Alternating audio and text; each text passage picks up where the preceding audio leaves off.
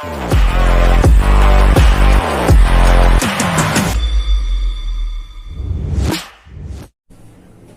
जो मेरा क्वेश्चन है, ये क्वेश्चन है if triangle P Q R right angle at Q P R plus Q R equal to 25 centimetre. ठीक है।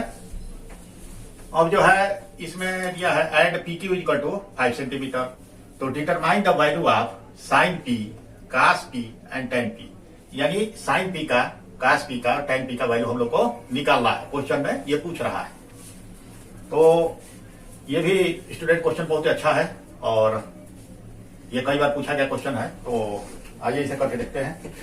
पहले हम लोग क्या करेंगे, पहले हम लोग एक एक्यूट एंगल जो है राइट एंगल बनाएंगे। राइट एंगल हम लोग इसमें बनाएंगे, राइट एंगल बनाएंगे और फिर इसका जो है मान लीजिए नाम रखते हैं पी और इसका नाम रखते हैं क्यू और इसका नाम रखते हैं आर। क्लियर है। अब जो है फिर यहाँ पे जो है क्या करेंगे, पाइथागोरस थ्योरम यूज करेंगे। तो पाइथागोरस थ्योरम के हिसाब से ये क्या हो जाएगा, ये हो जाएगा आपका P R square is equal to P Q square plus Q R square. Clear है। फिर अब क्या करेंगे, हम लोग को क्वेश्चन में इतना दिया गया है, क्या दिया गया है, P R plus Q R is equal to 25। यहां से हम लोग पी आर का वैल्यू पहले निकालते हैं। पी आर इक्वल टू कितना हो जाएगा, 25 माइनस क्यू आर। अब इस पी आर के वैल्यू को हम लोग इसमें पुट कर देंगे। तो ये कितना हो जाएगा, 25 माइनस क्यू आर का whole square equal to P Q square plus Q R square. इतना हो जाएगा क्योंकि पी आर का वैल्यू इतना है, इसको इसके जगह पे हम रख दिए। बाकी आइडेंटिटी जो ये है इसको यहाँ पे लिख दिए। ठीक है। अब क्या करेंगे, ए माइनस बी का whole square, A minus B का होल स्क्वायर आप लोग जानते होंगे, A square plus B square minus 2ab होता है। इसके हिसाब से हम लोग इसको लिख देंगे 25 का हो जाएगा आपका 625। ठीक है। Plus Q R square minus 50 Q R equal to P Q का वैल्यू हम लोग को मालूम है 5। पी क्यू 5 दिया है, यानी इसका जो है 5 का होल स्क्वायर यानी 25 हो जाएगा plus Q R square. Q R square से क्यू आर स्क्वायर क्या होगा, कट जाएगा। अब क्या होगा, minus 50 Q R is equal to 25 minus 625 हो जाएगा। ये होकर कितना हो जाएगा, 6 माइनस 600, क्योंकि माइनस है, माइनस बड़ा है, 625 है प्लस 25 है, तो इससे जो है माइनस हो जाएगा। तो ये कितना हो जाएगा, माइनस 600 हो जाएगा। फिर क्या हो जाएगा, Q R equal to 600 by 50 और ये माइनस क्या हो जाएगा, प्लस हो जाएगा। तो 600 बाई 50 कितना हो जाएगा, ये हो जाएगा आपका 12। यानी क्यू आर भी हम लोग को मालूम हो गया 12। हम मालूम क्या करना है, ये पी आर। तो पी आर कैसे निकालेंगे, पी आर इक्वल टू दिया गया है ये 25 माइनस क्या, क्यू आर का वैल्यू मालूम है 12। तो ये कितना हो जाएगा, ये हो जाएगा आपका 13। यानी हमको पी आर भी मिल गया 13। ठीक है। अब क्या अगला काम है, अगला काम है हम लोग का साइन पी का वैल्यू निकालना। तो साइन पी, इस एंगल को पकड़िए। तो साइन पी इसके लिए कितना हो जाएगा, साइन पी इसके लिए कितना हो जाएगा, पी बाई कितना, एच यानी हाइपोटेनियस। तो पी कितना है, 12 है। ठीक है। इसके लिए पी होगा ये, ठीक है 12 और एच कितना है 13। ये मिल गया। अब कास पी कितना होता है, बेस बाई हाइपोटेनियस। तो इसके लिए बेस कितना होगा, बेस होगा आपका 5, हाइपोटेनियस 13, कास पी मिल गया। फिर हम सब पूछ रहा है टैन पी। तो इस एंगल के लिए टैन पी कितना होगा, कितना होता है टैन पी, क्या होता है आपका परपेंडिकुलर अपॉन क्या, हाइपोटेनियस। तो ये कितना हो जाएगा, परपेंडिकुलर इसके लिए 12, हाइपोटेनियस मालूम है 13। ठीक है। यानी हमको साइन पी 12/13 मिल गया, कास पी 5/13 मिल गया और टैन पी मिल गया 12/13। यानी हमारा क्वेश्चन जो है सॉल्व हो गया। तो ये भी स्टूडेंट क्वेश्चन जो है बहुत इंपॉर्टेंट क्वेश्चन है, आप लोग इसको ध्यान से देखिए और सीखिए। फिर चलेंगे अगले क्वेश्चन की तरफ। ये जो मेरा क्वेश्चन है, ये क्वेश्चन है if angle A and angle B are acute angle such that cos A is equal to cos B, then show that angle A is equal to angle B। यानी angle A और angle B जो है acute angle है, तो और इसमें दिया गया है कि cos A is equal to cos B है, तो हम लोग को बताना है कि एंगल ए और एंगल बी जो है क्या है, बराबर है। ठीक है, तो आइए इस क्वेश्चन को करते हैं। ये भी बहुत ही इंपॉर्टेंट क्वेश्चन है और अब की बार ये आने की बोर्ड परीक्षा में आने की बहुत संभावना है। तो आइए इस क्वेश्चन को करते हैं। पहले क्या करेंगे, हम लोग एक एक्यूट एंगल बनाएंगे। ठीक है, इसमें इसका मान लीजिए नाम रखते हैं ए, और ये हो जाएगा आपका सी, और ये हो जाएगा बी। क्लियर है? तो इसमें पहले हम लोग दिया गया है क्या, cos A is equal to cos B, ये दिया गया है क्वेश्चन में, ये दिया गया है। तो पहले हम लोग क्या करेंगे, कास ए का वैल्यू निकालेंगे। तो कास ए यानी कास ए ये हो गया। तो कास ए कितना होता है, कास ए होता है आपका बेस अपान हाइपोटेनियस। ये इसके हिसाब से कितना हो जाएगा, ये इसके लिए बेस क्या होगा, इस एंगल के लिए बेस कितना होगा, एसी होगा, एसी हो गया, और हाइपोटेनियस ए बी हो गया। ठीक है, इसी तरह कास बी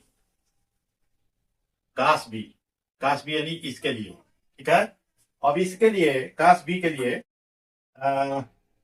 के लिए जो बेस कितना हुआ, बीसी, बेस कितना हो जाएगा, बेस हो जाएगा आपका बीसी, हाइपोटेनियस कितना हो जाएगा, ए बी।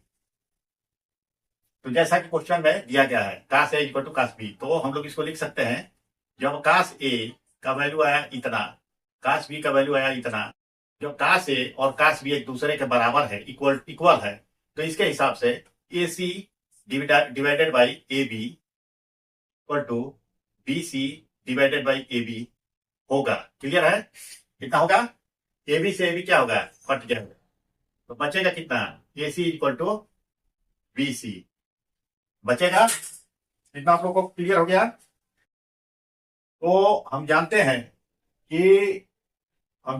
कि opposite angle opposite equal side are equal. ठीक है, यानी समान भुजाओं के सम्मुख के बाद की जो बराबर भुजाएं होती है।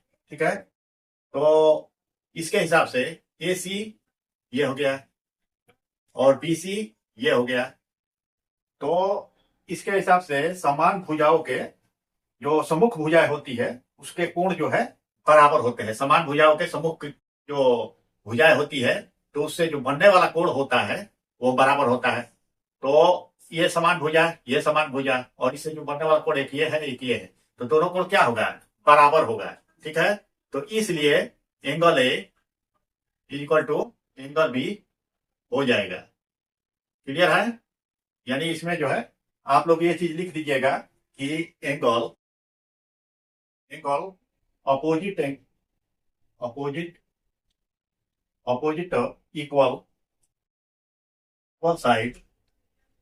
Equal side are equal. ये चीज इसमें क्वेश्चन का आंसर देते समय ये चीज भी इसमें लिख देना है, और फिर जो है इसके हिसाब से एंगल ए और एंगल बी एक दूसरे के बराबर है। तो ये भी स्टूडेंट क्वेश्चन बहुत ही अच्छा क्वेश्चन है, आप लोग इसे ध्यान से देखें और सीखें। चलते हैं फिर नेक्स्ट क्वेश्चन की तरफ।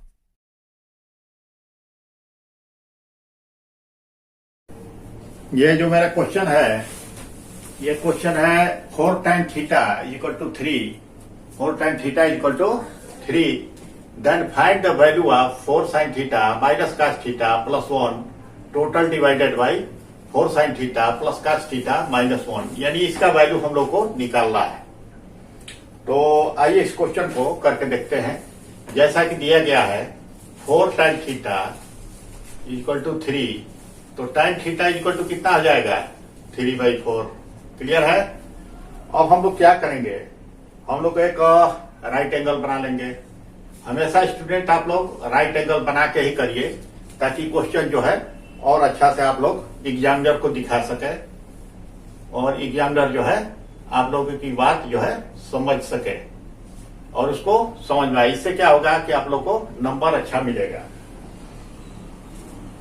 तो इसके हिसाब से tan थीटा इक्वल टू ये हो गया आपका P परपेंडिकुलर, हाइपोटेनियस और ये बेस। क्लियर है? तो tan थीटा इक्वल टू आप लोग जानते हैं कि होता है आपका परपेंडिकुलर अपान बेस। क्लियर है? तो P हम लोग को मालूम है कितना है 3 और P मालूम है और B जो है हम लोग को मालूम है। तो फिर यही पाइथागोरस फार्मूला लगाएंगे। तो इसके हिसाब से कितना हो जाएगा, AC square is equal to BC square plus AB square. Clear है? तो इसमें AC स्क्वायर यानी हाइपोटेनियस हम लोग को मालूम नहीं है, तो ये निकालना है। तो AC स्क्वायर यानी H स्क्वायर हम लोग को निकालना है। BC स्क्वायर यानी B यानी ये कितना है 4 है, यानी 4 का होल स्क्वायर प्लस AB यानी P ये हो गया आपका 3 का होल स्क्वायर। तो H स्क्वायर इक्वल टू कितना होगा 16 प्लस 9 ये हो गया आपका 25। तो H इक्वल टू कितना हो जाएगा अंडर रूट 25, ये कितना हो जाएगा 5। क्लियर है? इतना होने के बाद यानी हम लोग को H इक्वल टू 5 मिल गया। क्लियर है? अब क्या करेंगे, हम लोग को जो वैल्यू फाइंड करना है तो पहले हम लोग इसमें देखेंगे। कभी भी आप लोग करिए तो पहले देखिए कि वैल्यू किसका पूछ रहा है। तो उसके हिसाब से जैसे ये क्वेश्चन है तो इसमें साइन है और कास है, तो साइन और कास का पहले वैल्यू आप लोग निकाल लीजिए। तो साइन का वैल्यू कितना हो जाएगा, साइन थीटा इक्वल टू इस राइट एंगल के हिसाब से साइन थीटा कितना हो जाएगा, यह हो जाएगा आपका P अपान H।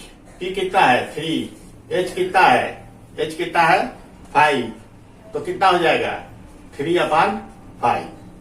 कास थीटा कितना हो जाएगा, कास थीटा इक्वल टू कितना होता है बेस अपान हाइपोटेनियस। तो इसके हिसाब से बेस कितना है 4 है, हाइपोटेनियस कितना है जैसा कि हम लोग निकाल चुके हैं 5।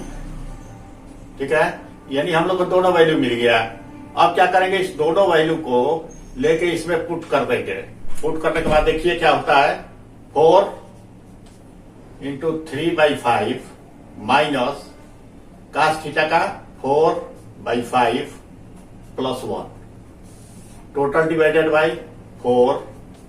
साइन थीटा कितना है 3/5 प्लस कास थीटा कितना है 4/5 और माइनस 1। अब इस कैलकुलेशन को आप लोग ध्यान से करिएगा एग्जाम देने के समय, क्योंकि इसी में बच्चे जो है गलती कर देते हैं, कैलकुलेशन सही नहीं कर पाते हैं और आंसर गलत आ जाता है। तो इसको अपने हिसाब से अच्छे से करिएगा आराम से। तो पहले हम लोग क्या करेंगे, 4 मल्टीप्लाई 3/5 है तो ये कितना हो जाएगा 12 अपान 5 हो जाएगा, और ये कितना हो जाएगा -4 अपान 5 हो जाएगा, और ये कितना हो जाएगा +1 हो जाएगा। ठीक है? इसी तरह नीचे का भी ये हो जाएगा 12 अपान 5 और ये हो जाएगा आपका 4/5 और ये हो जाएगा आपका -1। ठीक है? और ये होने के बाद इसको हम लोग लिखेंगे कितना, ये हो जाएगा आपका, मान लीजिए एलसीएम ले लेते हैं तो कितना होगा एलसीएम 5।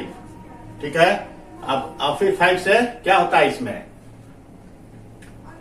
5 से लेकर 5 से इसको डिवाइड करेंगे, फिर इसमें मल्टीप्लाई करते हैं, आप लोग जानते होंगे। तो ये कितना हो जाएगा 12 -4 और इसमें ये 1 है तो यहाँ पे क्या हो जाएगा +5 और ये हो जाएगा टोटल।